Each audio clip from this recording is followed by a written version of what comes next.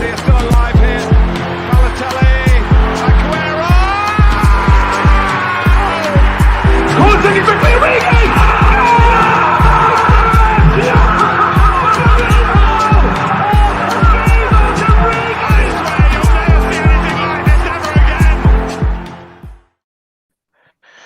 Good evening, everyone. Welcome to the Cool Down. Cool down. Well up, settle That all was up. brilliant. I tried my best. Claudio impersonation. As you can see, Claudio got a haircut. I think maybe they cut a bit too much off the front there. We got one guy with his pilots. I don't know what he's doing with his earphones there. We got Matty here. Martinho Mason after a 4-0 win, and then we got Musa, Mr. Thomas Tuchel himself, and we got Nick, who's apparently going to stay in the Premier League, even though he lost to Arsenal. We hope. Yeah, Nick, Why does it sound like you're not that? sure there, Nick? Yeah, he's a bit scared. I don't know why he's scared, man. Come on, you got like about 6 points on Fulham, and they didn't win. Listen, I've seen this, I told you guys already. I've seen this movie before. So when we get to 38 there, then I'll be fine. Nick, my team did its best to help you out, so you guys have to do the rest. So. Exactly. Yeah, that's the thing. We're not going to get points in the next 2 games, so I don't know. We'll see. If Fulham can pull something out the hat, I'll be surprised. But I hope not. Gents, before we move on and we discuss any football matters, I think one thing that we have to address is, just in case you didn't notice, we know Musa takes pride in his appearance. We know he's got the green screen. Look how beautiful and bright his face is. But the reason for that is, and we're not going to hide this, we need to show the reason for his bright face. And we've got it there. His agent has been taking care of the man, making him have facials. At the moment. Wait, my agent's working hard. Yeah, so there we go. Yeah, daddy daughter self care. Oh yeah. Yeah, man. My agent introduced it over the weekend to kind of make sure that we're all set for a really good productive week, and she got us into this whole procedure of getting face masks on, pampering ourselves. It's nice to do. I told her I can only do it once a year though, so she took a Good opportunity. But just in case you guys, just in case everyone thinks the calling his daughter his agent is an over exaggeration, just to give you guys some insight, when we were doing some photography work, she was there on standby. She had the makeup kit ready. She had toilet paper ready to dab his sweaty face when he's kicking the ball, not listening to what the art directors were saying. So she's on point, and she's always making sure he looks good. It almost makes everyone else think they need to have daughters, Matt. I don't know about you and your 2 sons, if they help you out. Maybe not in the same way. We've never given each other facials or anything like that, but they keep me young in their own way. In one way or another, And old in other ways. Exactly. Right, now that that's out of the way, we're going to discuss the Premier League results as we normally do on the cool down. And the first game we need to cover, largely because it's important for the top 4 sort of race, the Southampton Leicester City 1-1 draw, guys. I don't know if anyone watched this, but at the end of the day, this is significant for crunch time, end of the season. That's Friday. Yeah, I watched a bit of it, and I was excited to see Southampton potentially creating an upset. But then I guess look, a 1-1 draw is still a bit of an upset to Leicester City and their fans and their hopes of getting in the top 4. But it was good to see Leicester's character on the day. Southampton did have a good quality on the field, but Leicester was just a bit too good for them. I don't know what's happening at Southampton at the moment. It looks like everything has just gone haywire. It seems like a very different team to the team that we saw at the beginning of the season, where we were excited about, Hudson Hurtel, the kind of players he's got, the run that they managed to put through at the beginning of the season, and now it's all kind of fallen away. They kind of playing close to where Newcastle is on the log, and it seems like Take it easy, man. And yeah, man, Leicester did well on the day, I think, to get their point. They were probably expecting a little bit more from a Southampton team, which has been struggling for form recently. But yeah, it was exciting game from my side, I think. Yeah, I mean, look, but I never- Southampton has done this to themselves a few times this season, where they've had a good start to a game and then they just can't pull it off. They did it against us. They were beating us at half time, I think it was, or I think we pulled it back to the draw at half time, and then Spurs ended up beating them 5-2. But they have struggled for consistency, which is a shame because they've got some fantastic players. I mean, you look across the pitch, they've got some really solid players. Ward-Prowse obviously has had a phenomenal season. Danny Ings has found the goal scoring touch again. So they've got some really good players. And even Walcott's been looking more like Walcott again lately, and I think that's been really cool to see. But at the same time, I think this is probably a missed opportunity for Leicester more than Southampton. I think Southampton obviously will be kicking themselves they didn't get all 3 points, but if you'd offered them a draw before the game, they definitely would have taken it. Whereas Leicester, for them, this was probably one when they were looking at the run-in, they were thinking that's a game we've got to get 3 points in order just to give themselves that cushion going into the last couple of weeks. I think they did well. I think the Saints did well. The fact that they got a red card in the first half, the fact that they got a red card, Do you think that was a red card though? Yeah, I don't know. Nah, man, it should know. Yeah, that's too soft. I don't think it was a red card, man. I think you see that's the problem with the Premier League sometimes, man. I think they feel when it's not a glaring error, then they don't overturn it. But luckily it didn't turn out into another 9-1 for Southampton. Because that's what happened the last time. That's what happened last season. They got a red card in the first half, and Leicester just went wild and they scored those 9 goals. So at least this time they could at least get the first goal, which was a penalty, and then obviously Leicester came back with Iheanacho's cross to Evans. I think Musa can definitely get a chance to come into the top 3 somehow. We might allow you into the top 3 for the first time in a long time. How kind of you, sir. If you guys get points deducted, you might be letting a lot more people into the top 3 than you planned. Don't worry, man. Don't worry. Just don't worry, everybody go through. Sorry, I've been holding this place in the line for my friends. I'm not going. They won't do that to us. 12-point deduction is what I'm hearing, huh? Nah, they won't do it. Yes, sir. They won't do it. They'll give us a fine. No. Yeah, my friend, you just try to go to the Super League. Premier League is not happy with you guys at the moment. They can make an example of you guys because they know if they do it just to you guys, they don't need to deduct points from all 6 of the dirty 6.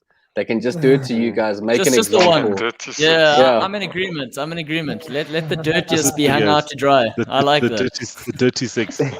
Yeah. Don't worry, man. We'll qualify for Champions League either way via winning the Europa League, so it's all good. We don't really mind how we do it. Okay. All right. See, from a man who is saying Ole needs to be out, he's pretty confident. Guys, just before we move on to the next game. What was I? 6-2. What must I do? He gave me 6-2. I cannot dispute him. But 6-2 in the first leg semi-final, he still has to win the final. That's the other thing. And Arsenal, they did beat Newcastle. Confidence is high right now. Who said Arsenal's in the final already? They need to still beat Villarreal. Come on, guys. Una Emery.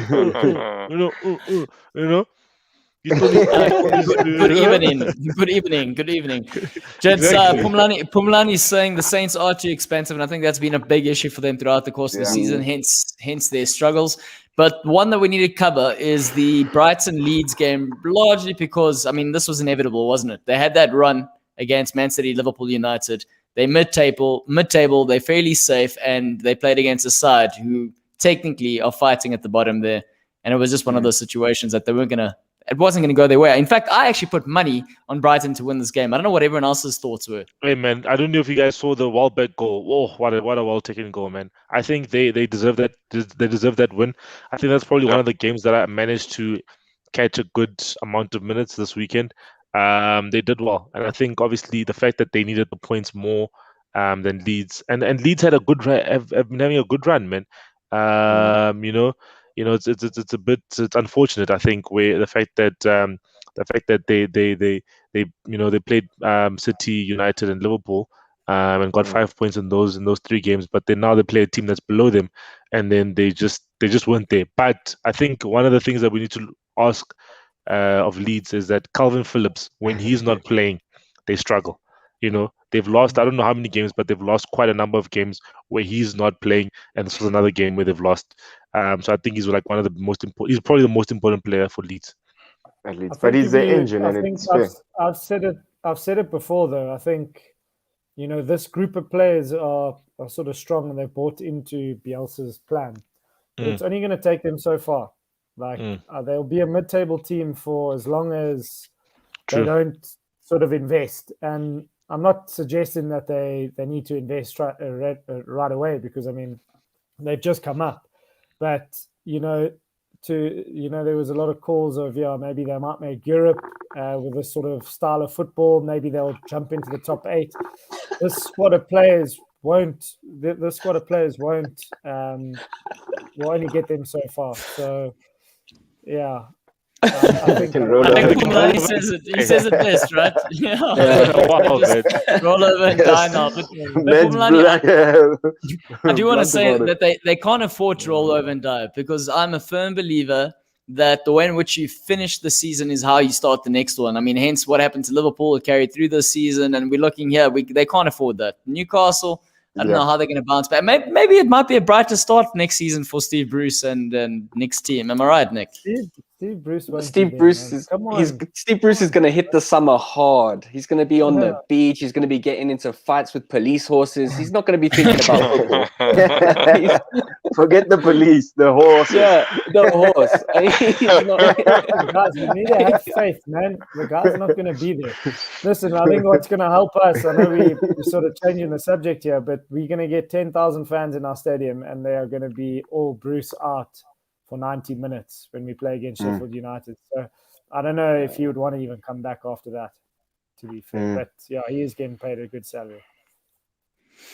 Yeah, interesting. I mean, we are going to talk about the Man United Liverpool game being postponed just now. So to answer Arjun's sort of question, the Glazers, Arjun, we will address that.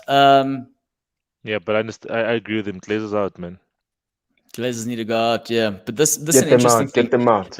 But Nick mentioning, the fans are going to come into Newcastle Stadium and also pretty much ask the same question or ask the same thing. And I think that's going to be a trend throughout, or like the rest of it. Because like everyone's saying now, it's not the case of individual clubs trying to get their own owners out, but it's fans banding together saying, we want control of football and we all need to keep the momentum going. And I think that's the interesting thing that's pretty much coming out of all of this. I don't know.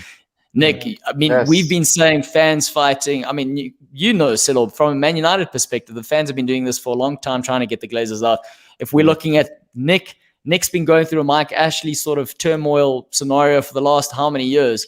So I think I mentioned this on the previous season. We should probably consult with the Newcastle guys and see what they are doing so we know what not to do, because they haven't been successful. Yeah, I mean, I think there was a lot of, on my Twitter feed, there was a lot of people saying, you know what, credit has to go to the Man United fans that actually did what they did, because what we've done is actually so tame. And what I've found with regards to our fan base is there's a lot of division. There's a lot of people that will say that they're not happy with the owner, but there are quite a few non-bright Geordie fans, if you want to call them that will just pay their 50 quid or 40 quid and go to a football match because that's what they've done since they were 5 years old. And, what actual sort of action that needs to happen is you need to boycott. Like for us, we've needed a boycott for years. Our biggest boycott that we got, I think, 48,000. I mean, we hold 52. That's no boycott.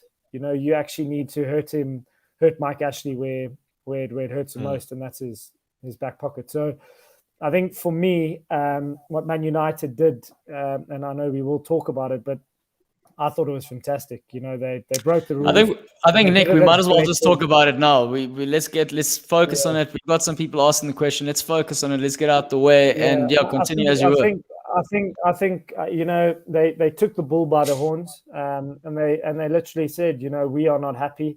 We want you out, and we are going to go as far as stopping this game. I don't know if that was their intention. I was actually reading a few articles, a few tweets.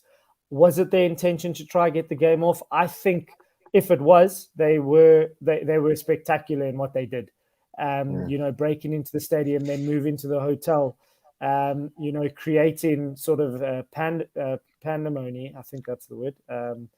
And It's you close know, enough. like at the yeah, Let it fly. where was I? This is why you might get relegated from the English Premier League. But yeah, Love it. I think in that sense, you know, Newcastle have had a couple of protests, but they've stood outside a Sports Direct store and had a few banners and shouted Ashley out. That's not going to do anything.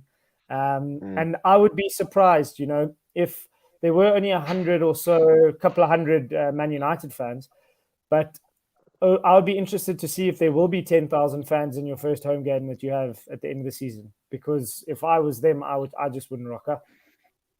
Or if they do rock up, they're gonna rock up to protest more than they will rock up to actually watch a good 90 minutes of football. I guess our issues probably are a little bit more different from, you know, Man United. You know, I think they are financial, yes, but Newcastle obviously in a lot more of a sorry state than Man United are. But yes, I do agree. You know, you need to hold them accountable, and I think they've done that. Is there going to be a ban or not a ban? Points deduction. Points deduction. I don't know. I don't know what the talk is at the moment, but you know, I think if the Premier League had to look from where they're actually coming from, it would be slightly unjust. But you know, it's not.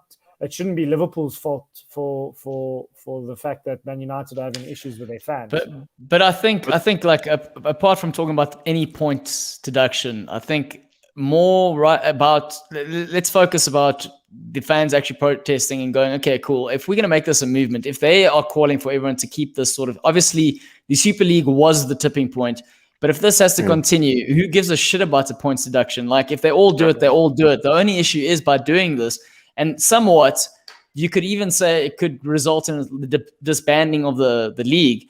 But if you're doing that, the irony is a club like West Ham, who have had a successful season, kind of are the ones that lose out. And at the end, it's the bigger clubs that are then still dictating, not necessarily in the Super League sort of way, but the loyalist fans or the traditional fans are coming together, banding together. So I think what I want to ask you guys is, if we're looking at these fans protesting, where do we stand with regards to them doing it until the end of the season? Because the words out in terms of United fans are going to continue doing this.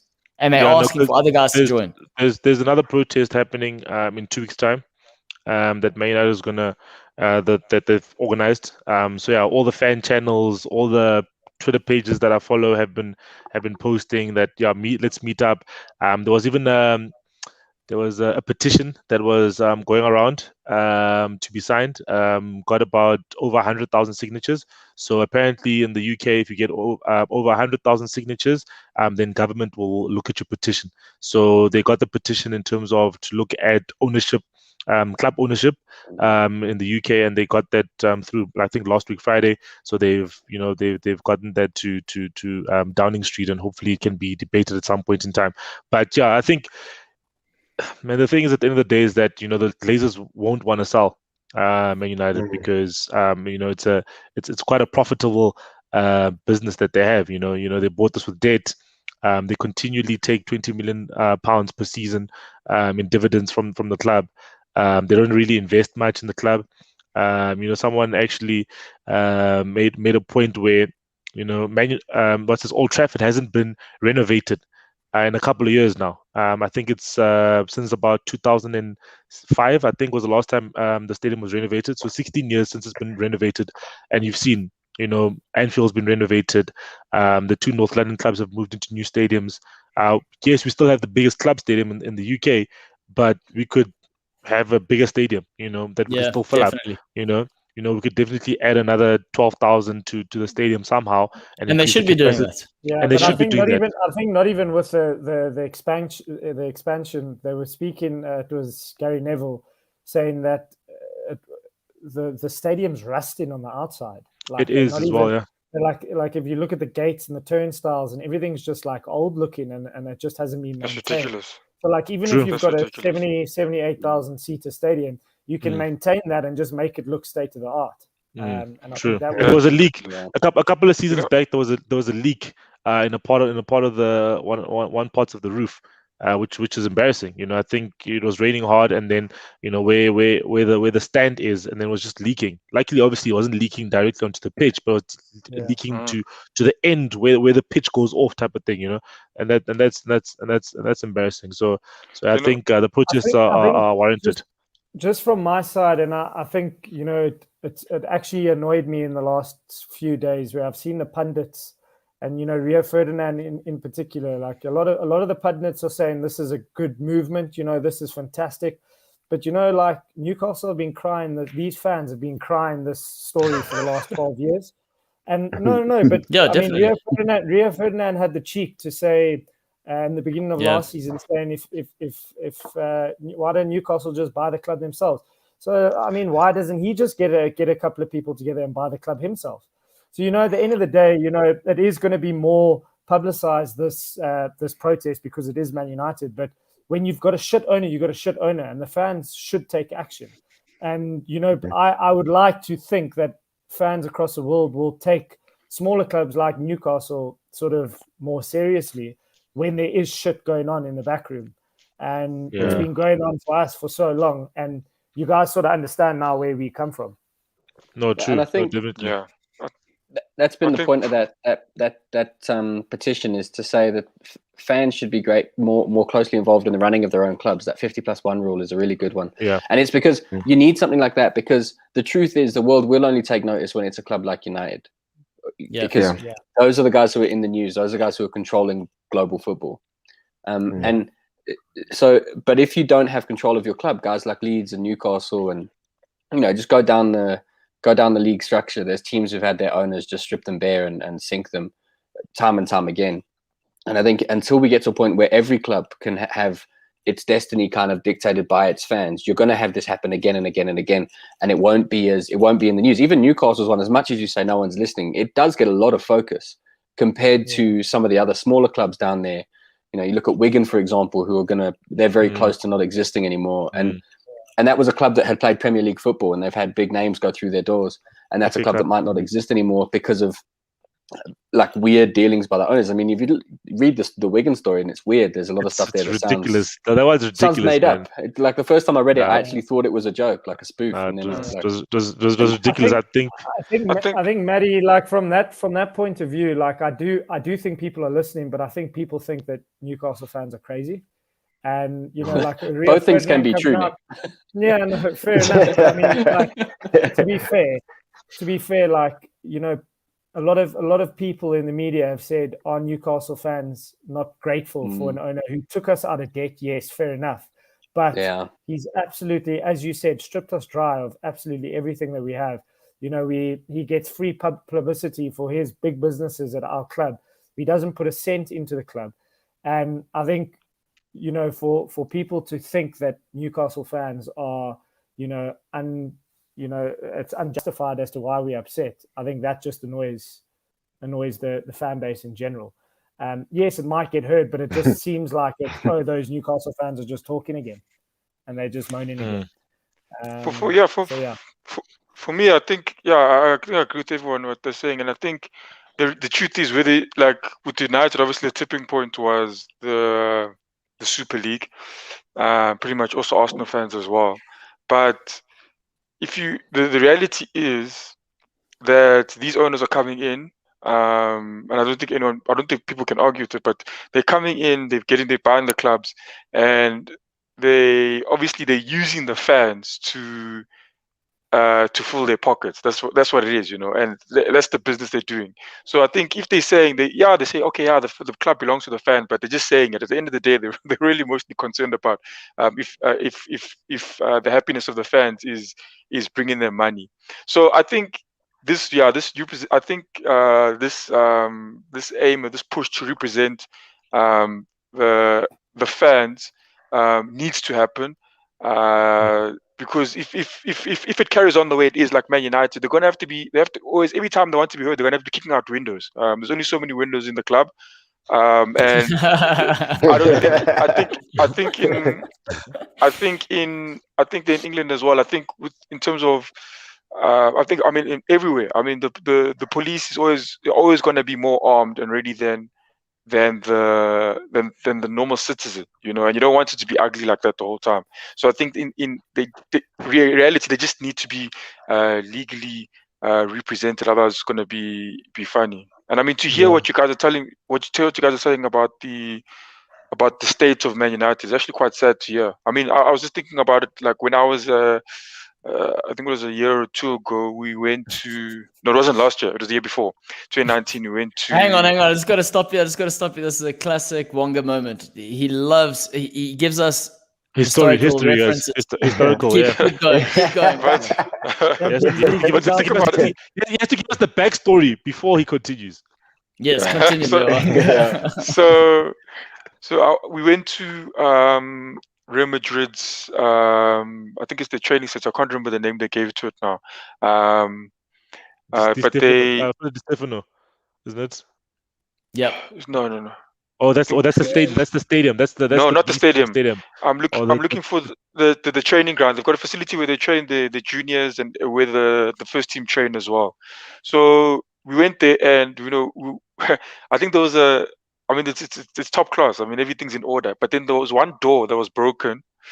We went through the door. It was broken. We came back an hour later, and the thing was fixed, like nothing had happened. You know, and that's the sort of care that those guys. It's not going to fix the next day. It's fixed literally the second it's noticed. And I was assuming that's what they would be doing elsewhere. But I mean, you're telling me Old Trafford's in that state. Hey man, those guys obviously the priorities are very clear there. If it's like that, the priorities are very clear.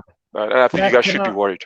Matt, can I ask you, if there was to be a fan share, sort of that 1%, how would it work? Would there be I'm sure there would be a board for the fans, and then how are decisions, because they have a voice then obviously in the main boardroom of the actual club, but how do decisions come through from the fans all the way up, even though they will have quite a small say?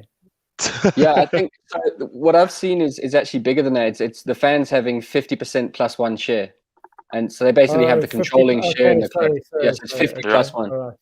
And then and how that works meaningfully would probably depend from club to club, because it'll depend on the nature of the kind of club membership and stuff. So if certain clubs have got very well established club membership, so it's easy to kind of then for them to kind of roll their voice up and elect people to represent them on that. Okay. Well, a lot of them already have forums, like Liverpool have a couple of forums. Basically just giving those ownership and stuff is the objective, and in a sense of they wouldn't then take dividends or anything like that. It all goes back into the club. You can't earn money off your club.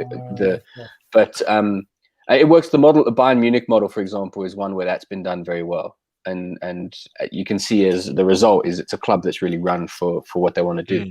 And I think for me, it's not so much necessarily that has to be the way it's done. I think what's important is that as a collective, people need to talk about fans being able to influence the role of their club. And I think the Newcastle example is a really good one, where you've got outside looking in, you can see and you can say things like, oh, but he's got them out of debt. They're relatively stable. They're always there or thereabouts in the Premier League. Sometimes they go down, but they come back, whatever. What are people complaining about?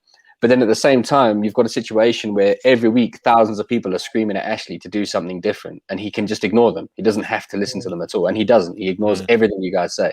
And I think what we need is a model, whatever that ends up looking like, where the club hierarchies have to listen to their fans. And it needs to be in a way that's obviously transparent and easy to influence, and kind of easy to understand from the outside, and make sure that it's not being fiddled with. But I think there has to be a way where football fans, because if you think about it also, even at United, for all the stuff that the fans did, United could choose to ignore that whole movement. They don't actually have to make any changes whatsoever. It seems as though they're going to try listen and try to find a way to meet the fans halfway. I don't know if they're going to sell. They don't have to at all, but they don't have to do anything. They could just None of them do. None of them this will blow off. Summer will come, people will go away, and then people will forget that we're so happy to have football back. They won't come and burn things down again. And I think we need a model where that's different. The fans' voices have to be heard. At the same time, I guess that's what I enjoyed from. No, carry on. You see. I thought Musa went on mute even, eh? Yeah, I was like, what happened there? No, I I was just gonna say, like, you know, that model that Matt's talking about like keeping the fans at involved in the decision making. I guess that's what I enjoyed about the fans protesting this weekend. I don't condone any type of violence or any type of, you know, violent behavior taking place from the fans, but I do think they have to be relevant to the decision making that takes part of the club, like it takes place. And Yes. what they did was force their hand to actually listen to the fans and actually force them to actually recognize that the fans are there, they are upset. Certain decisions that were made in boards, in meetings that are away from the fans have affected the fans and have affected their kind of loyalties to the club. And that was noted very, very well. If it continues, I hope it doesn't continue too long. But I like the fact that it's been raised in such a manner so that, you know, we can still have a good product of having the Premier League actually take place, but also have these voices of the fans putting some input into their decision making, which was sorely missed by Man United and all clubs that took part in this ESL type of move. Yeah, definitely. No, He has actually- an interesting fact. Sorry, so I just want to read the interesting fact here by Arjun. He said, without dividends and transfer restriction, Man United yearly income after tax would fund a 462 million transfer budget every summer. Something to think about there. Selo, you were saying. You remember back in the day, United every summer, like I'm thinking Glazers days, you know, going back sort of 90s, early 2000s. Every summer, United just bought whatever they wanted. You know, like and Yeah, and I mean, they were could afford doing it. it. And then they put the best players. they would they remember when they bought Juan Sebastian Veron, and they still had Beckham in the side. And even then, people were like, "Do they need both of those? Like, what's the point?" And it didn't work out that great. Veron he did it right, but he didn't didn't light it up or whatever. And that was United. That was them. Like when Newcastle bought Shearer and it was £15 million and it was a huge sum and everybody was like blown away. Record, yeah. United could have done that twice probably if they needed to back then. And I think there's kind of a lot of we forget what United were because you know the oil money's come in, it's changed the game and it's changed a lot of clubs, and even like what we would call smaller clubs have had their fortunes changed by the money that's come into the league and stuff. But the United had that money before, and the fact that they never spend it now, or they don't, you know, they still buy the players, they're just not spending what they used to. I mean, we forget it wasn't that long ago they spent 80 million on Maguire. That's the thing. Yeah, that's a valid point. They have been putting money in. No, but you know the thing is that you guys need to also remember the thing is that the spending is not. It's spending large on one player, but that's just one season, right? So what you find then in that season, they bought Maguire, Wan-Bissaka, and Dan James, 3 players, right? Cool, no problem. But then also they sold Lukaku for 75 million. You know, that's 5 million already net on Maguire. You know, so you need to remember these things that as much as Man United is bringing in these players, they also are selling players for quite a considerable amount of money. But then also in terms of the strategies that they undertake is that sometimes the Glazers just buy just to keep the guys quiet. It's not to buy to build. You know, there's no strategy. You know what I mean? You know, you just buy because you want to buy. You know, and also you give contracts because you don't want to buy other players. You know, that's been one of the things that have disappointed me the most. So, for instance, you have a Matic and a Mata, for instance. These guys are getting contract extensions, getting £150,000 a week. But do you actually need these players? Go out and buy a defensive mid. Go out and buy a person who can be a good squad player. You know, like City has. City goes and signs squad players. Man United doesn't sign squad players. Man United just gives the guy who's there already another contract and just stays. You know, Phil Jones has been at Man United for flipping 10 years. He's supposed to get a testimonial. How can Phil Jones get a testimonial at Man United? 10 years. 10 years. Come on, man. No ways, man. The man is tackling balls with his face. So that's a strategy. That's a strategy. Keep it in context, please. But to go back to what Nico was actually asking about, what Nico was asking about in terms of how do they select the fans. I saw now before the show that Chelsea will be having 3 members from 1 July in board meetings. So I'm sure Musa has already put up his hand to be one of those 3 people. Yeah. And I'll just say I'm happy, Chairman. I'm happy with whatever you've done. Happy with Thomas Tuchel. Let's work on Haaland, gents. Let's work on Sancho, and then we go. What's happening to Timo Werner? You over him? You're throwing him in the dustbin? Yeah? No, but Musa, you can't just sign. You I can't just would. sign for the sake of signing, hey? Yeah, we can. That's That's what what you just said that's about what Man a United just do. No, but You we just don't. said that literally 2 seconds ago. No, but But we're not he's signing saying for the they sake can of do that. signing. You can't do that, Musa. Not that. This is ESL talk. This is ESL talk. Yeah. Only United may splaff millions and millions of pounds on the whole new squad every The rest season. of us Everybody must else must live within their means, you know? Yes. Oh man. But they are asking. So, I mean, based on what Nick was asking, Francois was also saying that it's a good point. He's saying let's say they put hooligans who invaded the pitch on board. Can I correct Pumlani there? Can Pumlani just correct his statement there and saying that second choice goalkeepers getting £300,000 a week? Listen, that guy has earned that money that he gets paid. He's earned it. So can you just please refrain that. If someone earns their salary, You're shooting things, man. don't just say things. That touched him. Man. Pumlani, that touched him, champ. That guy's earned that salary, man. That guy's earned. He has 4. He's got 5 Player of the Years for Man United and been the team of the season about 3 or 4 times. He's earned that salary. Yeah, but I digress. What Francois was saying. Sorry, it doesn't mean anything to be Player of the Season for a team that hasn't won anything, bro. Yeah, because he's been saving a lot of goals, champ. No. Doesn't the team of the season. Doesn't the team of the season? Premier League team of the season. If he was winning Premier League goalkeeper of the season, then I'd also say then. But no, he's got 5. He's got how golden many? gloves. 1 or 2? How many? He's got 2. I think he's got 2 golden gloves, and he's been the team of the season 3 times. Team of the season 3 times. 300K a month. But, come on. A week, Nick. I mean, Come a on, week. come on. But Nick, if you already earning 200 and a bit thousand, and then they offer you a contract, it just means that you must go higher, or must you just remain on the same? No, come on. All I know is he's a poor man's Dubravka, bro. That's all I know. Or, as it turns out, a very wealthy man's Dubravka, Nick. Pretty much. Guys, I just want to reel it back into what they were saying between Nico and Francois, saying, let's say they do put hooligans who invaded the pitch on board. How exactly is this going to fix the leaky roof? So and that's also that's true. So I was listening to Thierry Henry earlier on today on Sky Sports mentioning how they're looking to put the bid together to actually purchase Arsenal back from the Kroenkes. And he was saying potentially what they're going to do is speak to the committees of the fan supporters clubs. They kind of form like a committee which sits together and meets however often.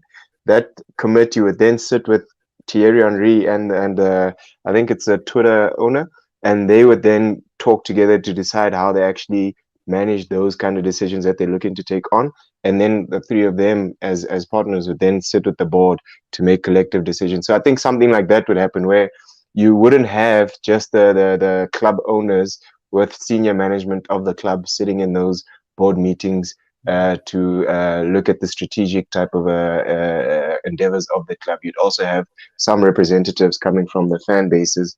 How the fan bases manage themselves and elect their parties, I think that would be how the current structure is in terms of how they elect, their chairperson, their treasurers, and all the likes. But those treasurers and those chair people would then be able to sit on the same board that then makes the decisions regarding the strategic endeavors of the club.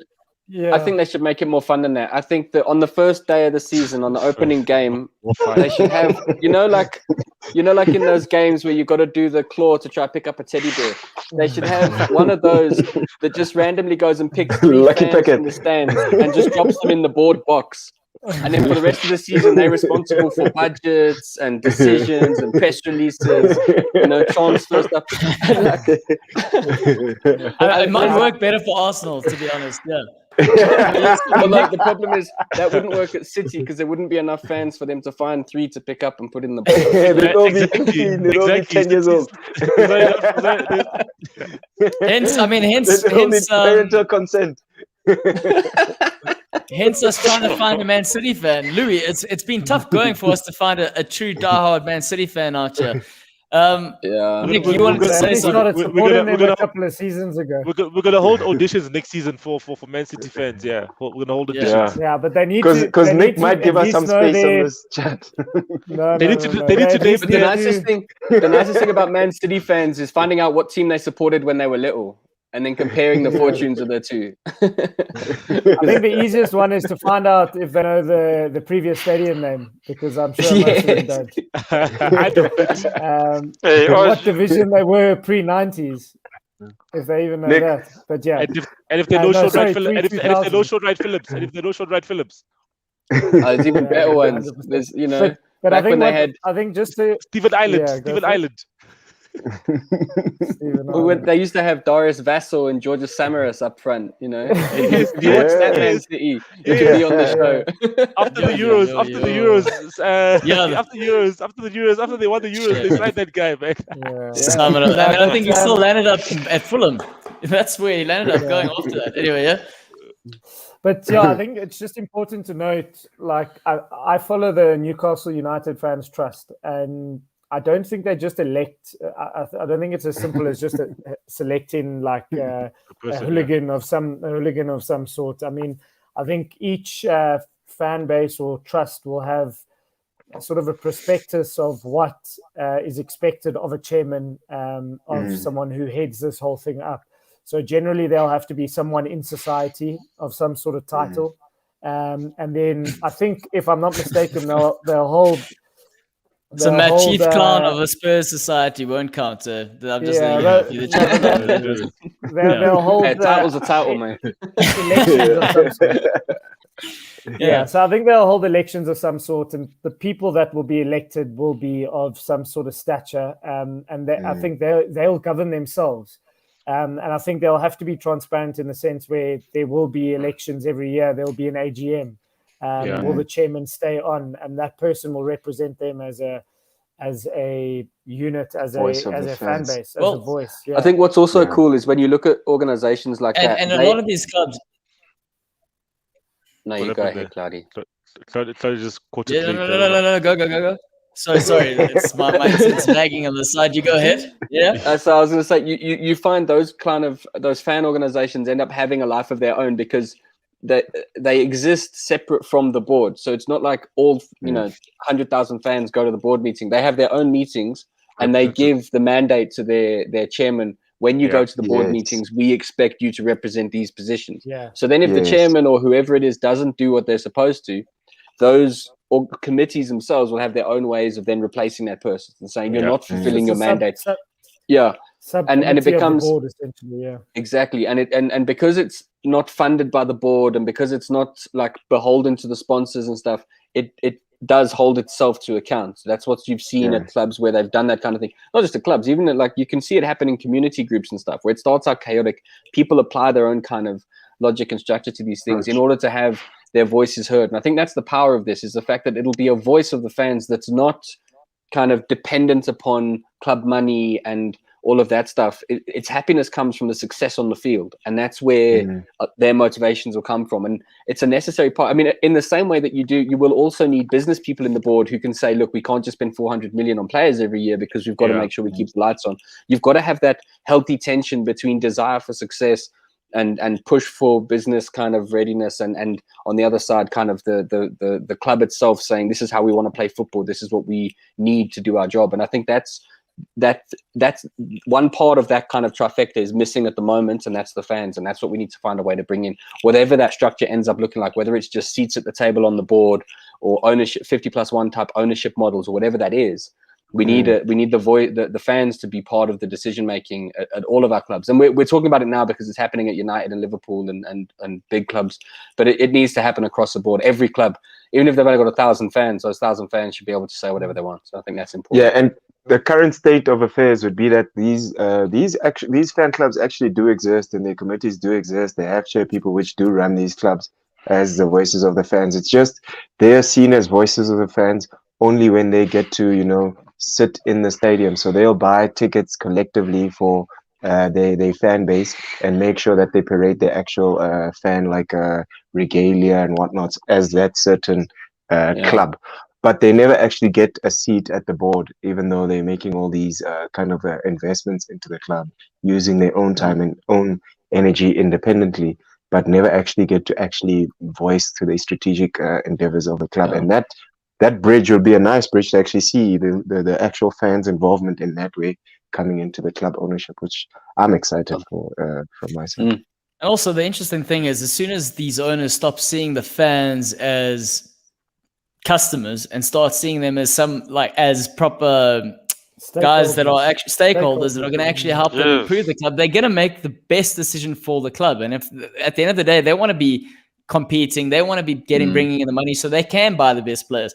So they must also not forget that aspect. And I think it's to what everyone's already touched on. It's finding the balance of guys similar to ourselves who have some, like Settle, for example, financial guy, but is a diehard fan who knows how to understand both sort of concepts. And then again, the forums will find those right people and then can have the conversations at the board. And that's how we avoid those sort of hooligans. Monga, you've been baited out here. Yes. How did they get into that stadium so easy? It looked like it was way too easy. I saw kids in the stadium. I saw families. The rumor is they were let in, and that's where the 12-point deduction comes in. If they were let in, that's where the deduction comes in. But if they force their way in, that's where then you don't get the deduction, obviously. Because little kids, man, like little kids, 6-year-olds, 7-year-olds walking in. Man United have said that they didn't let them in. Man, some of the videos are crazy, man. There's a guy who was hanging on the net like this, and while he's hanging on the net, some guy hits a volley with the ball, and the ball hits the net, and then he falls. And it was just crazy, man. It was just so crazy, man. I saw that. I was just like, ridiculous, man. These people are just doing crazy things. They're hitting the chairs.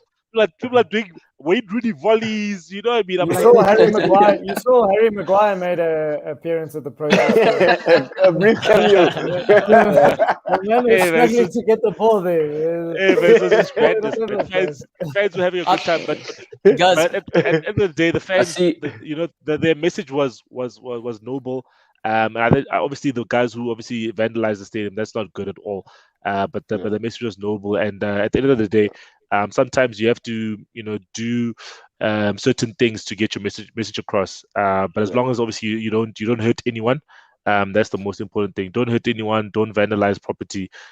Just get your message across. Getting into the stadium, I think that's it's a thing that we can look past. But if you're hurting people, then we can't. They had to have let them in because they were a couple of hundred people, and they're not manned for a normal game with fans there. So they only had a few, probably people, yeah. So they either risked a mass sort of storming of the gates, and people potentially getting injured, or just rather let them have a kickabout on Old Trafford. Check out Old Trafford.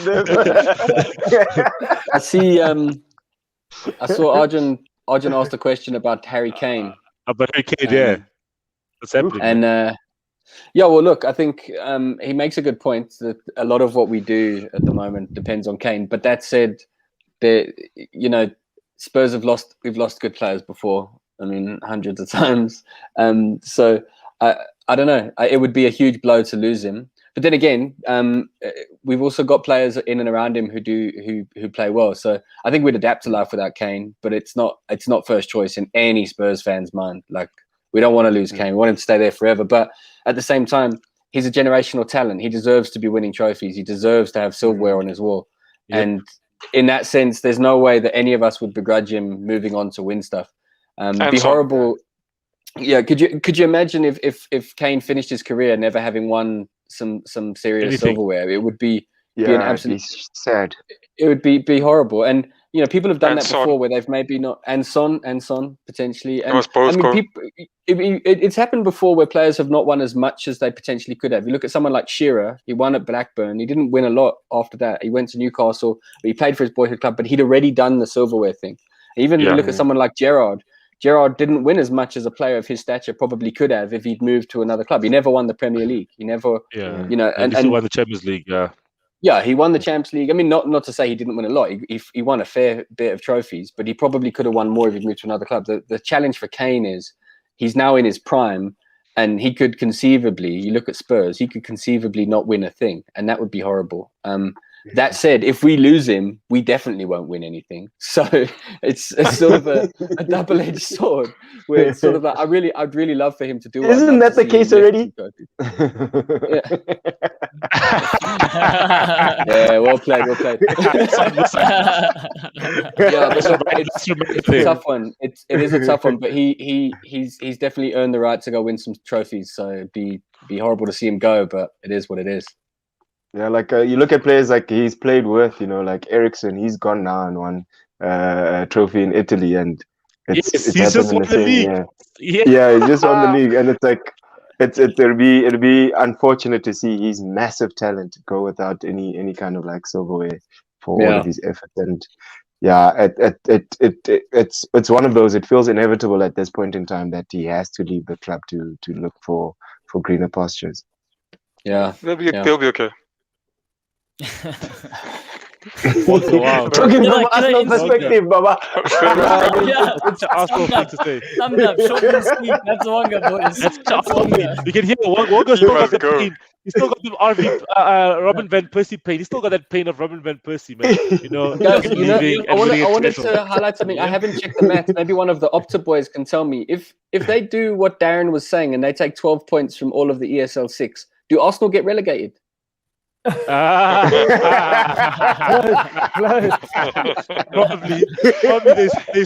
they're fighting.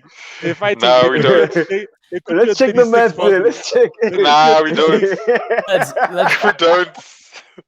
It'll make it a fight, but we don't. We'll be 37. How many points do you have? It'll be, if you're on, we're on 49 now. And Newcastle 36. Newcastle 36. Also, you'll just be by Southampton and Burnley.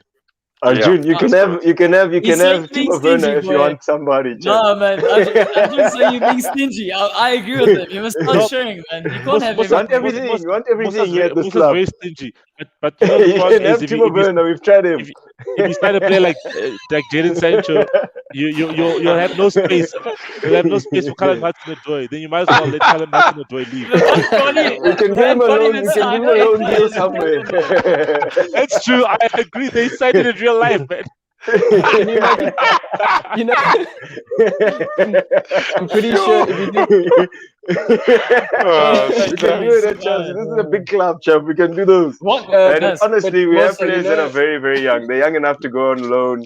Actually develop, and then maybe come back.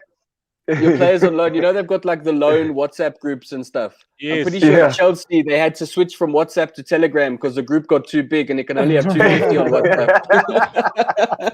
I agree. Boys are everywhere. Just about the career mode thing, there's a reason why Wonga's the captain of our gaming team here at Goal Lounge, and that's because that's where he gets the most or the best out of Arsenal, Wonga. So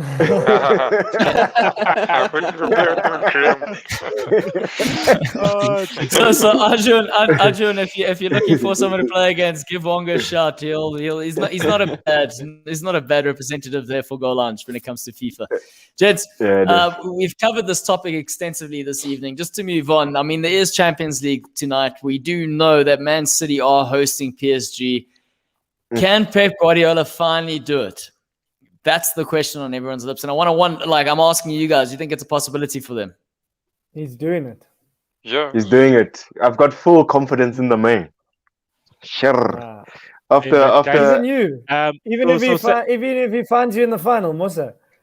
Even if he'll lose in the final, but he's going to do well against PSG, man. I've really got full confidence in what he's done. Man City are just a total footballing team at this point in time, and they look the part. So Alex went to see the PSG team this morning. I saw that. He spent about an hour and 40 minutes with them this morning at the Lowry Hotel.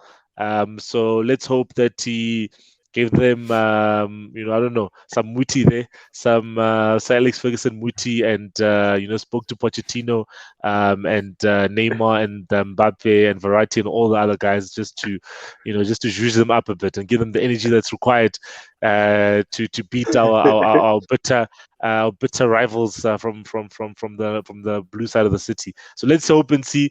But I feel like obviously that man, it's Man City's to lose, man. Yeah, Arjun, he just keeps. Arjun is fire, boy. Chelsea inviting to Arjun. They're actually trying to convince themselves that Fred is the next big thing. We need to sign so much of that team, but because of our owners, we'll just keep on keeping on and just sign Jadon Sancho. We'll sign Jadon Sancho this season, I promise you, and then no one else.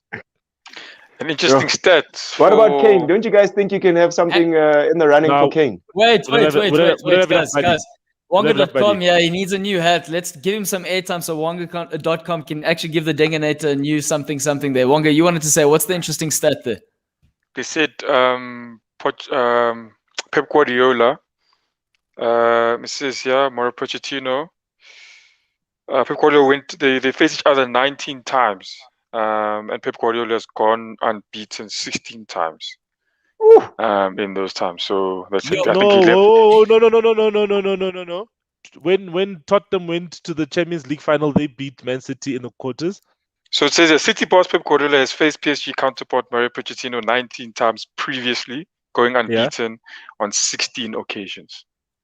Yeah, but that's fine. That still allows for unbeaten 16 occasions. Yeah. Okay. But out of 19, but I mean, some of those times Poch was managing. You know, look at the sides they were managing. I mean, credit to Spurs, he was managing. True.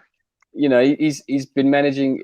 Pep's always been managing who he's managed, and Poch managed Southampton. He managed Espanyol. He managed Spurs. It's a different. This is a far more equal contest than it's ever been in the past between them. 100%, yeah. And you can never discount PSG. I don't know. I haven't seen. I know they're waiting on a fitness test for Mbappe. I don't know if that's come out yet, if he's going to be playing or not. But even if he comes off the bench, I think we've seen what PSG can do. They're a serious side, and they could turn this around. I think the worst thing City could do is go there complacent and already start thinking about the final, because that's where they've chipped themselves up before. They go there, they think the game's done. I've picked up something. Yeah, I see Darren hopes that City win the whole thing. And I know why he's doing that. It's because Leeds beat City. So essentially then he can say they're Champions League winners. I do that beat the biggest team in Europe. the biggest team in Europe. Hey, man. We're gonna have to ask Darren, if that is the truth, can you please send us a video saying that is the truth? If not, you've got to defend yourself, because you're not here this evening. Gents, but if we're looking at PSG, got a question in terms of Neymar. In terms of the top 10 best players, where do you guys rank this guy? Currently or what? No, not in history. For history. I'm saying currently. No, but the last 10 years he is in the top 10. Respect him, man. He's the top 10. He's the top 10 players in the last 10 years. Yeah. I think he's like a lot of people don't like the fact that he's very flamboyant about his approach and he takes it very lightly. But he's a super athlete. Like in terms of footballing athlete, he's very, very well gifted, and he knows what he's doing on the field. And I don't underestimate his talent in any way. We do have the likes of Messi at the moment. We do have the likes of Cristiano.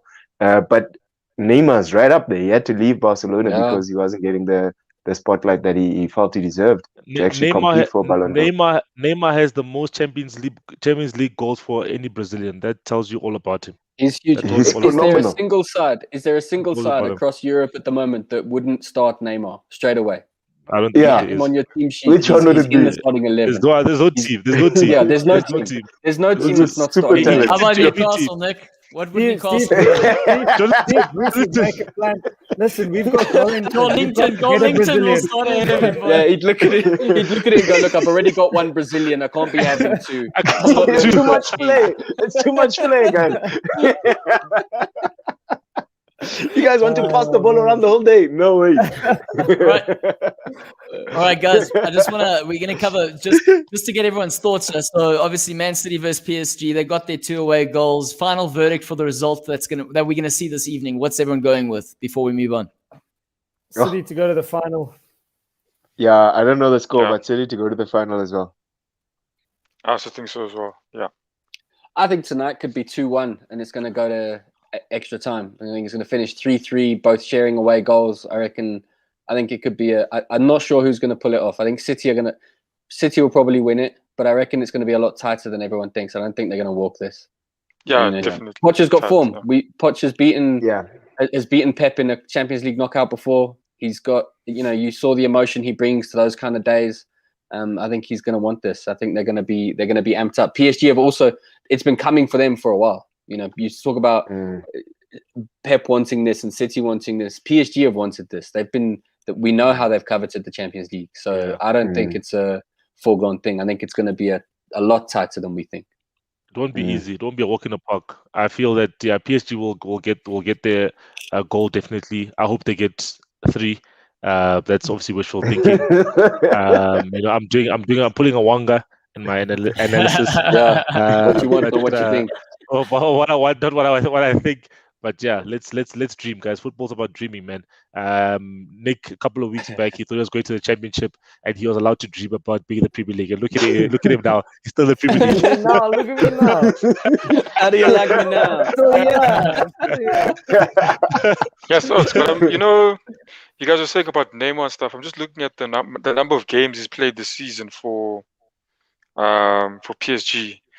I mean, even at PSG, when he started playing at PSG, he played considerably less games than he did at Barcelona. Never mind the amount of goals that he scored. Like at Barcelona, he played like 33, 34, 30. And at PSG, the most games he's played in a season, this is the league now, is 20. Jeez. He's on holiday, bro. 17 is on holiday, bro. This is Champions League. Season after 17, then the season after that 15, and now he's equaled the same amount as previous season, which is 15 matches. He's hardly played. That's crazy, man. Compared, it's hardly played. He's literally, you guys are right. He's literally saving for Champions League. He's a plastic player. Plastic. Yeah. Not fantastic plastic. No, but actually, I watch him so many times. Like, actually, I don't think he's plastic at all. Actually, he might seem like a plastic player, but he gets clattered so many times. Yeah, he does. Like he has to roll. Listen, if I played against time. that guy, I would clatter him 10 love to make sure he wouldn't get I up. know. Just because when you don't touch him, he's rolling over. So make sure he actually has a reason to go down, man. And come on, Yeah. that guy. Nah, guys. Yo, so he might frustrates me, seem man, like that he's one. plastic, but the man is actually, he has to learn. He's learned the one fine of art those. of rolling a tackle. Yeah. But that's it. He rolls it, and then he looks up, and then he's like, "Oh, it's one of those scenarios where he's always got his eye on the ref." No. I can't take that man seriously, guys. Okay, so we're all going. So you guys are saying Man City to take this walk into the final. Next thing that we need to discuss, because it's the game tomorrow. Chelsea having that away goal against Real Madrid. Are they not favorites for the final as well? I think so. I think as we well. are favorites, One away definitely, goal yeah. is pointless, guys. One away goal is pointless. tough. Real Madrid have just got to get one, and then it's evens again. And Yeah. do you really see Chelsea keeping a clean sheet against Real Madrid? Yes, Even at home? especially without Marcelo. I don't rate Vinicius. he's a good player, but I don't think our defense should struggle that much against the Vinicius Junior. Yeah. Karim Benzema was Trent. very That's powerful. true. But Trent has seen the running around from a couple of players over the season, And Listen, Vinicius scored 2 goals the whole season. That was against And- Liverpool. Let's take it easy. Thiago Silva also not looking 100%, man. Not even looking 70, true. 80%. Ramos is Hey. back. Ramos is back. Hey. Ramos is Marcelo's back. out. Is he still out? I hope he's still out because that's also a scary player. Marcelo has to. He's counting ballot papers. He has to count ballot papers. He Yes. didn't make- Perfect. Guys, They should get more how- players to go count. You know how crazy it is. Real Madrid today. They delayed their flight. They waited for Federico Valverde to get his coronavirus test because he's the most dynamic midfielder they have. They had to wait on the tarmac, and then Valverde was passed to travel. And I think that's a very important player. He's a young player. He's He's energetic, can help out in attack, can help out in defense. They'll probably play a 4-3-3, and he'll be on the right hand side, and then Vini on the left, and then with Benzema in the middle, and then with big bums Hazard on the bench. Big bumps. So like running into the tie of like the semi-finals, I was super excited to be facing a Real Madrid as opposed to be facing a PSG or Man City, because it felt like an easier run-in going to the final, because I felt we had the capacity to actually take on a Real Madrid in their current fashion and in their form. What Karim Benzema was eating the week before he played us, it shook me, because he looked like he was really up for the game last week, and that is something that is makes me a little bit anxious about it. But guys like Vinicius and the supporting cast in terms of scoring goals behind him and Karim Benzema, they are very good players, but they don't threaten as much as I think we've faced before. And yeah, it gives me comfort to think that we can keep a clean sheet. Even the goal that they scored was wonderful. I mean, it took a moment of brilliance to get that goal. And yeah, I think we'll have enough to actually seal the deal on the day tomorrow. Definitely.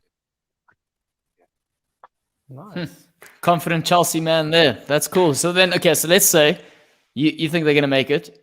Everyone else is saying Man City are going to make it. Man City, Chelsea final, all English final. I think the last time that happened was Chelsea versus United. Correct me if I'm wrong, guys. Liverpool, Liverpool Spurs. Liverpool The Spurs. year you won it, mate. You forgot it, bro. But Spurs didn't count, though. That was like a minimalist. I'm sorry. I didn't see them as If your opponents didn't count, your win didn't count. You should hand it back. That was a walk in the park, man. That game was won. That game was won inside the 2 minutes, you know? So that's one of them things. And I wasn't, you know what the issue there was? I was in the Madrid pub, and I got super sauce that day after the victory. Yeah, it's a bit blurry. You can ask Christy. Christy, we got some footage. Did you get in? You didn't get into the stadium, right? No, dude, they were selling tickets for 80,000 rand that day. I was like, no, I'm not getting one of them sculpted tickets. That's no. No. But yeah, so the question stands, guys. Chelsea, Man City. What are we saying there? Let's cross that bridge when we get to it. Right now, let's just see who's in it. Guys, we can't talk about things that have not happened, guys. We cannot. Yeah, it's so difficult. Conditional predictions here. Yeah, because then it's going to end up being League. Real Madrid, PSG, and we're all going to be like, Exactly. We're gonna fix it. It won't end up that way, though. It will be definitely Chelsea will feature. But this, you know what? No. But you know what, Silo, you're making it very difficult now, because the thing is, you know, we need to talk hypotheticals, because Arjun's saying again, he's saying, Matt, have you ever wondered if Bruno had joined Spurs in the summer instead of United? What could happen? I remember when the deal went through, and I was chatting to my brother-in-law, and obviously he's Portuguese. He's a huge Fernandes fan, and we were both like, imagine he goes to Spurs. And it seemed for a while, there was a couple of days where Spurs were like the favourites to sign him, and I was like, oh, that's going to really, especially because we were in the process of moving on Eriksen and stuff, and we'd lost Eriksen by then, and it was kind of, we needed to replace him, and it was he would have been a really nice slot into the side. I don't think he would have salvaged our season, to be honest. I think he's fitted into United's system very well. We weren't playing that kind of system under Mourinho, so I don't know if he would have enjoyed himself at Spurs as much. So I don't know. He'd be a great player to have now that we're starting to play more expansive football, but it is a bummer. And he's had a fantastic season at United, and they've really lucked out. Him and Pogba together they've got to be one of the best midfield pairings in the league at the moment. Great combo. Yep. Yep. And then last one, guys. Comment. Come on, man. I just you were feeling yourself there. I just respect the knowledge. The man was feeling himself there nicely. Another interesting point. If they did get Bruno, maybe Poch would have still been at the club. Valid point there. Yeah. Gents, what do we all make of Mourinho moving to Roma? Has he gone already? Yeah, it's done deal. No, for next season. For next season, though. Is it only next season? I thought he was going to come and show Man United flames in that second leg there. Yeah, that would be interesting to watch. Turnover 6-2 deficit. Wow. Mourinho going for 6 goals, boy. He'd win that game and then resign and be like, "There we go, justice." That's all I get. But I think it's a good fit. I think it's a good fit for Jose. I definitely did see him going back to Italy, just because He's only had 2 seasons there, and in both seasons he won the league. So he's already got good memories of Italy. I think the Italian football has tried to be a bit more expansive. I think Atalanta, being the team that they are, has influenced the league. There's more goals in the league.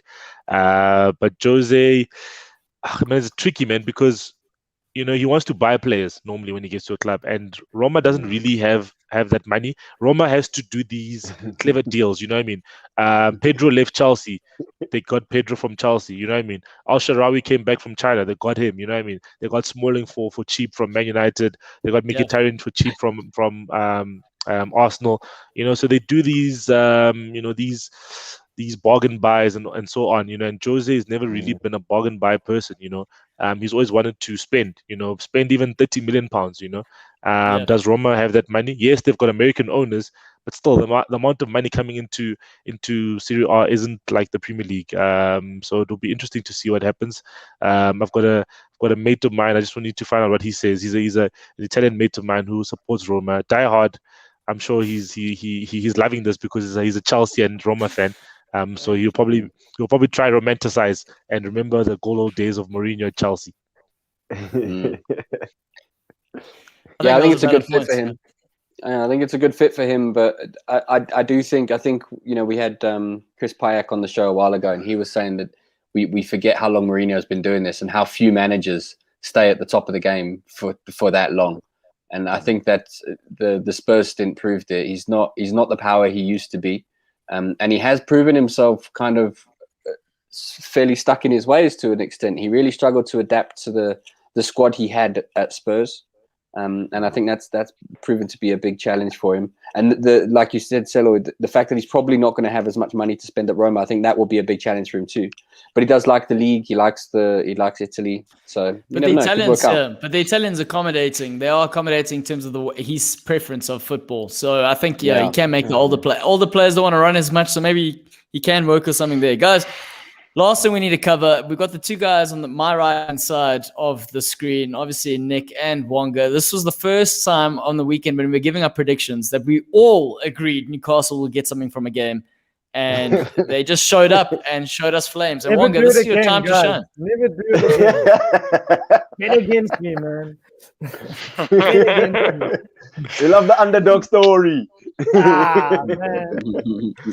Wonga, take it away, we'll take it away. Because, it was super interesting. You had Newcastle. They had arguably their strongest side set out in weeks. And then you had, Arsenal, who pretty much changed things up a little bit. And they got the result that they needed. So my best manager there, Brucey, has his squad set up. We're looking like we're going to snatch something. Nothing to fear against the weakest Arsenal team I've known in years, to be very honest, with all due respect. No, we just rolled over. We just rolled over. And what was quite interesting is it was the first time in months that Jolinton sat on the bench. And we had Maxi doing his thing for probably 15 minutes in the whole game. And other than that, we just rolled over, man. It was just tame. It was weak. We were so poor. We're just back to our normal old self, unfortunately. I do think there was a big moment in the game where Xhaka should have been sent off. Clearly should have got a second yellow card. And at 1-0 with 50 minutes to go, actually 50, probably just less than that, 45 minutes, 44 minutes to go. That changes the game. Arsenal with 10 men is a different animal. But we didn't deserve anything out of the game. Like even with that decision not going our way. So unfortunately, we will probably just fall over the line. By the looks of it, I see us maybe getting a win against Sheffield United and probably a point against Fulham, and it will be just enough. Yeah, I think I can agree with Nick on that. But I was even in Arsenal. We had a lot of goal attempts, but again, it was against. Newcastle has given such performances during the time this year. So if I wasn't expecting. I mean, anything. I mean, they should have a team. Newcastle playing like that. I expect them to ravage them. But again, those were the good old days. But the team now, I guess it's good enough.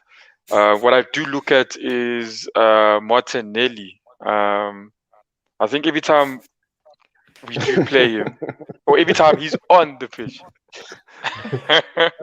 He's working hard over time. I think He's working overtime. Yeah, my man. for me, I really like Martinelli, and I can understand maybe they're trying to watch injury. I think that's what they're trying to do. Maybe watch his injuries, and that's why he doesn't play that many games. But every time he plays, and I mean, he got the assist into Aubameyang, but every time he plays, he looks like he's forcing issues. He wants a goal there. He's trying to get it in behind. But and I just don't see that enough from. I don't see that. Yeah, I don't see it enough from the Arsenal players. I only see it once in a while, and judging by our standing, it's not enough. Shaka as well. I mean that other when he almost got that yellow card, that was, I mean, gee whiz. Again, it's needless things, and that could have really changed the game. The man even started laughing there. He was smiling as if, hey, I got away with this one. Can you see? Like that's starts there, completely shoulder barges someone there, stops him from running, and then the ref, your friend Mike Dean, the worst referee in the fucking league, that guy. He says no, didn't even go to VAR for that. Yeah. So, but you see now, even things like that, Nick, you're dropping it. But things like that, VAR, they've got the camera. Why aren't they just checking? And then they'll be like, hey, Mike, just check it out. But yeah, VAR, they must fix themselves as well. But yeah, for me, I'm not ecstatic. What does it do? We're still in the same place. They should have been winning long time ago. It's late for wins now. You must try win the Europa League. It's late for wins now. Yeah. You say you must try win the Europa. It's a good confidence boost, Wonga. It's a good confidence boost. It's a good confidence Newcastle. Newcastle. Hey, but be easy. Be easy. Be at the bottom there. There's no sympathy for those small teams. You failed to beat Fulham. You failed to beat Fulham, Wonga. That's what I'm trying to say. How is it going to boost us? We are playing very well. We are playing very well, guys. When was the last time Aubameyang scored a goal? You can't even remember. You can't even tell me. I can understand. But scored a goal. Look, listen to what Nick said. Listen to what Nick said and the way they played. He's exactly right. They just didn't do anything. They should have pumped us. They should have. Yeah, but they should have. Yeah. But if we're playing against Villarreal, Villarreal's not going to give us opportunities, bro. Confidence boosters, we're beating tops 4 or something. Ah, man. We should have been beating the teams ahead of us. We had the opportunity to climb against those guys, and we win now. Confidence booster. Somebody get Wanga some tissues there, my man. Man's gonna cry.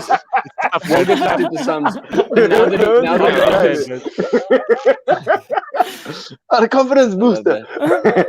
Confidence booster. No, it's not. But guys, I remember Wonga you earlier in the season when you were going to get relegated, and then if you'd beaten Newcastle, then you would have been like, "Yes, confidence booster, we got this." Now, because you've done the sums and you see you're mathematically safe, even with a points deduction, you're like, "Newcastle's not fine enough fair for us. I need to eat and enjoy something more sophisticated. I need to beat an Everton on the road to feel confident."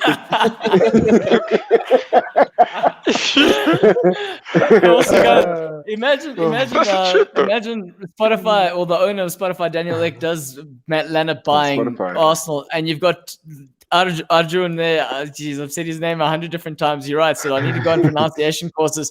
But imagine you've got Trevor Scott there. Trevor Scott is above me. Imagine. But that hairstyle, guys, is like. Guys, talking about his hairstyle, did everyone see Jelly Ali's haircut? Matt, you definitely saw it. What do we think about that? Hey, he's a young man, you know. We all have bad hair in our 20s. I've seen photos of him, Cloudy. The man hasn't been on the field for long, boy. You think that was a statement? You think that was a haircut, not thinking he was going to play? Or do you think that was a thing going, I'm going to play, I need people to... Because he didn't even look like the same player running around on the field. Yeah, no, it's I don't know. It's like, I guess, you know, these players, they do stuff with their hair. It's and what's this, Matt? Who are you gonna get as a coach? Are you gonna get the ex-manager? No, Oh, I heard that's a good he's sign. already said no. Ten Hag, eh? He already said no. Yeah, did you say no? Yeah. Oh We're gonna shit! Sorry. apparently I saw the other day a tweet, someone said apparently we're gonna triple Rodgers' wages to bring him to Spurs. And I was just like, can we not? Like, just for once, can we not do something that I'm gonna have to explain on this show and not be embarrassed about? Like, Well, you know what you I could read do, this Matt? morning. I read that Safa can't pay Benny what he wants, so you could probably get Benny. You'd probably be able You to can get pull Benny, him. yeah. You can get Benny, I yeah. prefer him to Rodgers, that's for sure. Look, I think I said on this show when we first brought Mason in, like, why not just have a season with Mason? Just let him do it. Like, Just you know, go for it. yeah, like we're not going to get in the kind of manager that we really want, because why would that I'm manager so glad come to this is Spurs now? recorded. I'm so glad this is being recorded. Continue, man. Yes. Yeah. No, I think the fact that he's saying Mason.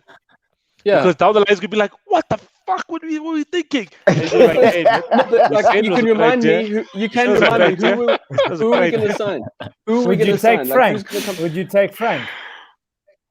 I mean, if we're going to Yeah, that's a sign, if we're decent going to have shot. Frank, we may as well have Mason. You know, like he's. Yeah, I may as well. No, It's. True. I don't know. I They're don't still in know the that that's infancy the of like managing.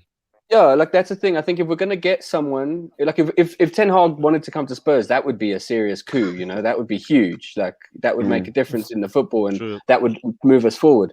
But I think if we just brought in someone like Rodgers, what's he gonna do that would really?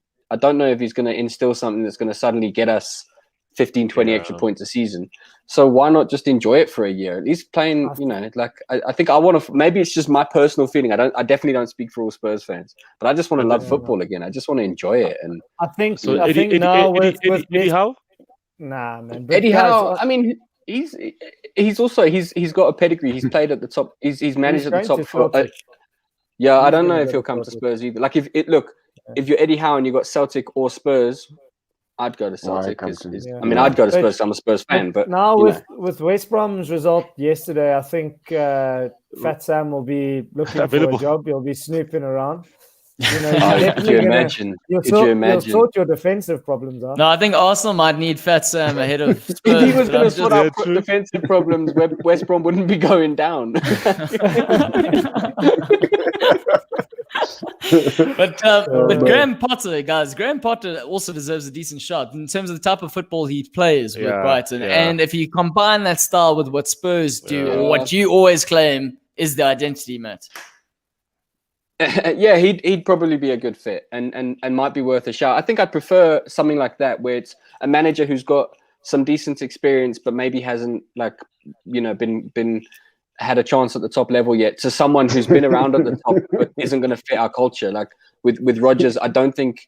I mean, although that said, he's played some fairly exciting football with Leicester, so even Rodgers might do a good job. I don't know. I just want it to be something that I can really enjoy again. I think Potter would be fun. Yeah, and you know, and the thing that sucks is that because German football is a cannibalism thing, all the good managers are gone. You know, obviously Bayern's That's because they're manager left. barbarians. So Bayern took Leipzig's manager. Leipzig went to get Salzburg's manager, the American guy, and then Dortmund went to get the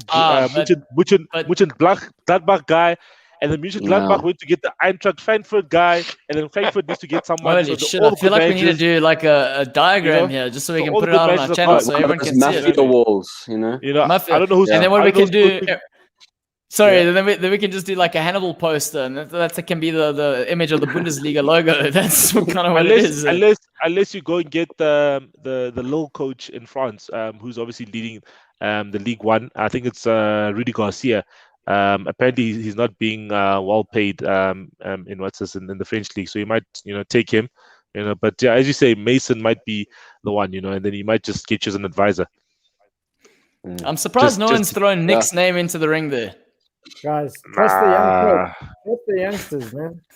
Yeah, give the youngsters a chance, man. But Guys, Mason, Mason and Nick, listen, Mason 8 and points Nick, clear at the top of the log.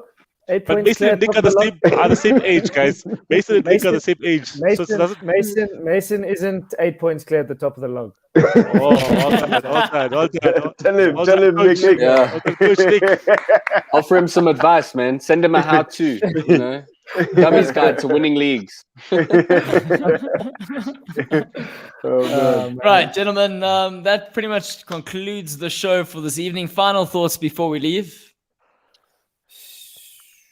Chelsea to the final. That's it from my side. Laughing by himself. Drop mic. I just wish Chelsea bombs out, yo, guys. I don't want Chelsea anywhere near that, yo, because they got so many fans. At least Man City, you don't know anyone that you don't know many people that support Man City at least. But I Guys, think can we dedicate a couple of shows to that audition idea where we audition Man City fans, make them do random stuff? I think we must really give this some serious thought. please, And because there's not many of them, we could really make it a go. You know, we could give them a lot of one-on-one time. Like really get a couple of Man City fans, make them do some ridiculous things and then test them on Man City knowledge, like where they used to play and who they used to have in the team, who used to manage them in like 1997 kind of a thing. Really find out what they know. That's my last word. I just wanna tease some Man City fans. I thought it would have ended like It'd be nice. It'd be nice. I just thought it might have gone back towards Arsenal, but I think there's been too much going Arsenal's way this evening. No, Yes, but the Nick. Arsenal fans have become Man City fans, so Maybe is that what you're going to be doing next season? Wonga? That's why he's slowly changing his look. He's bringing in the beanie. He's sitting lower in his chair so we can't gonna see get no Shirt behind him anymore. and then next season he's gonna suddenly sit up wearing light blue.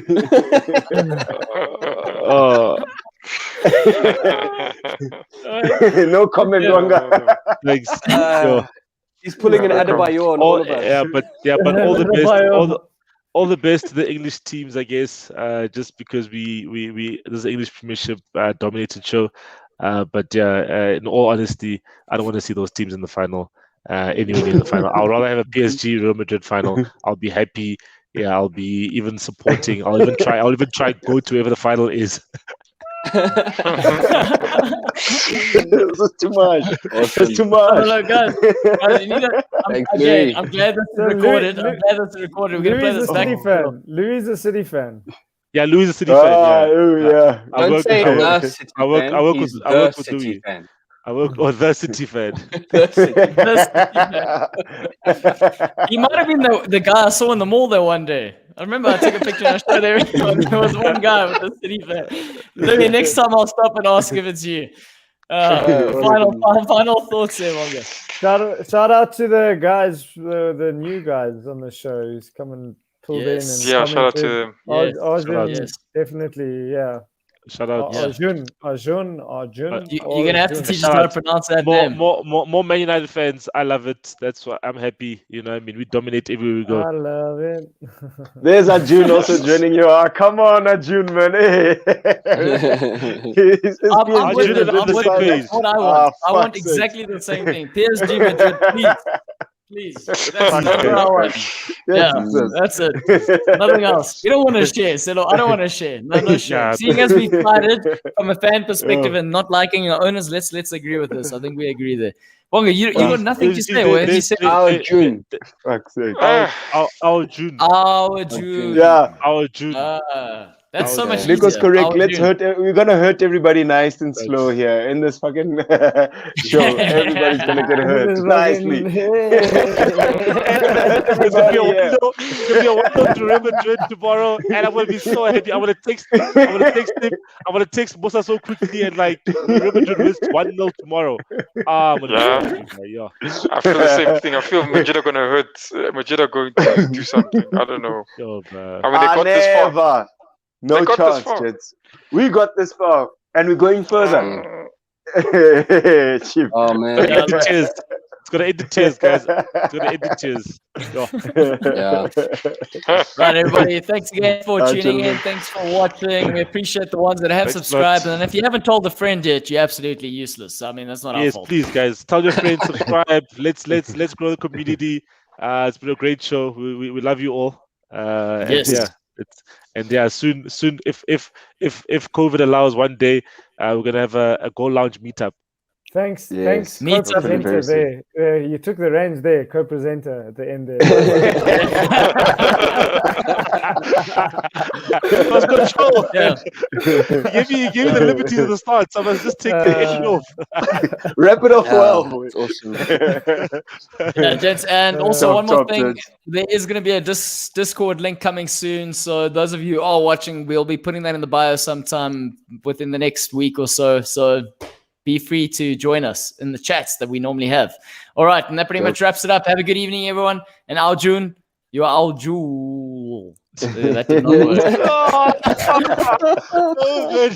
My bad. Silo, take the reins again. Take the reins again. Take the Save it. Where's the head bongo? Where's the head bongo? Claudio, I just end the show, man. What is that? But if you don't know what to be, you got to ask the question. Yeah, oh yeah, if you don't know what to be, Be Be cool. Yeah. yeah, thank you.